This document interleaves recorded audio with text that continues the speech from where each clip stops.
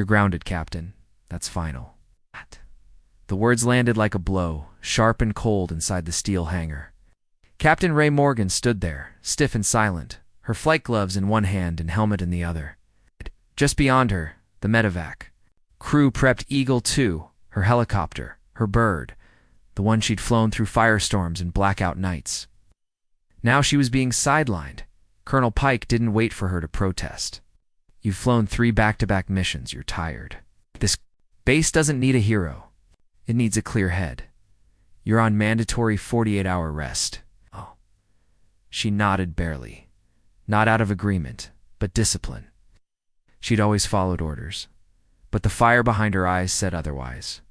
She stepped away from the flight line, but her gaze never left Eagle 2. She felt it in her bones.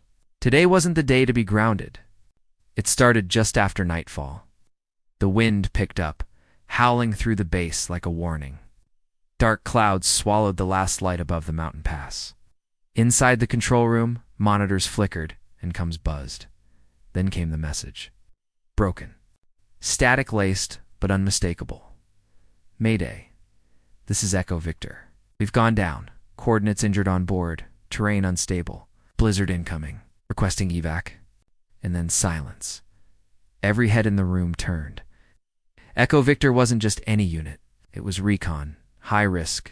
Deep insertion. One of the toughest squads in the field. Ray had trained half of them. She knew the terrain. Rugged cliffs. Glacial winds. No margin for error.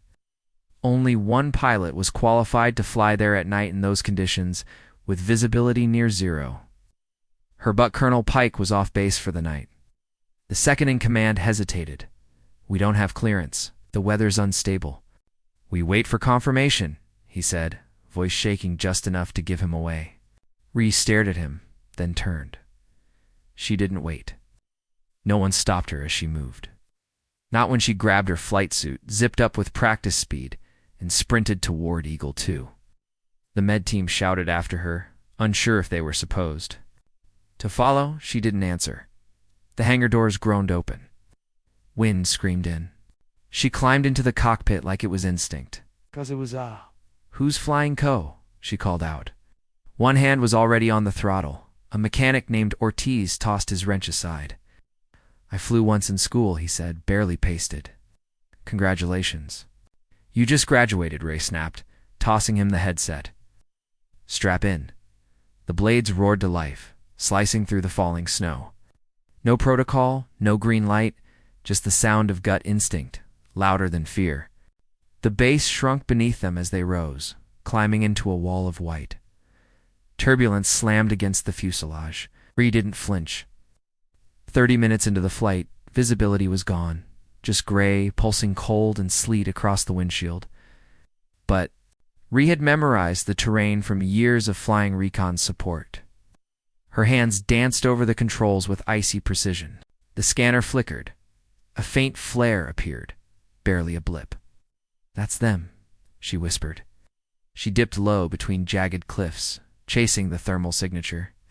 Wind slammed the rotor, but she kept it steady. Then wreckage, a downed Blackhawk. Tail shredded, smoke bleeding into snow.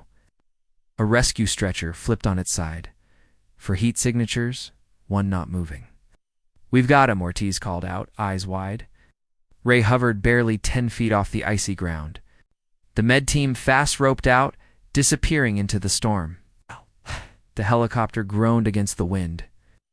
Ray held it, knuckles white, sweat dripping despite the cold. She checked the comm. Ground team status. 3 alive. 1 Kia. Evac ready in 60. A minute later, the cable tightened.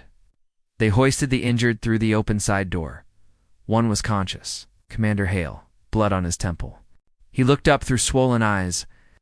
Morgan, you weren't supposed to fly tonight. She smirked, teeth clenched. I don't always follow instructions. Minutes later, the last crewman was secured. Regunned the throttle. Chopper shuddered. Blades thick with ice, one engine coughing under pressure. But she pulled them out inch by inch, storm clawing at them like it wanted its victims back. Ortiz looked ready to pass out, but Ray kept flying, calm, focused, furious. The runway came into view like a miracle. Snow buried half the landing lights, but she aligned it perfectly, gliding in just as fuel dipped into the red. The skids hit the tarmac. The med team rushed out. The snow kept falling. She shut down the engine in silence, breath heavy, fingers stiff from the cold. She didn't even notice the crowd forming until someone stepped in front of the chopper. Colonel Pike. He was back. He stared at her.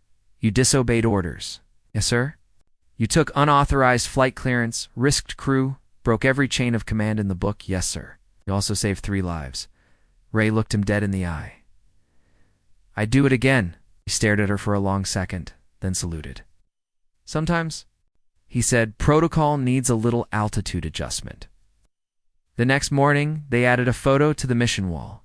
Ray, standing in front of Eagle 2, mountains behind her, stretcher in the background, hair wild, gloves still on, jaw set like stone. The caption read, not scheduled, not cleared, not waiting, because sometimes the right call isn't written in a manual. Sometimes it's written in courage. Before we wrap up, we'd love to know where in the world are you watching from. Drop your city or country in the comments and let's see how far this story has reached. If this story touched you, subscribe to the channel and hit that like button and drop a karma in the comments below.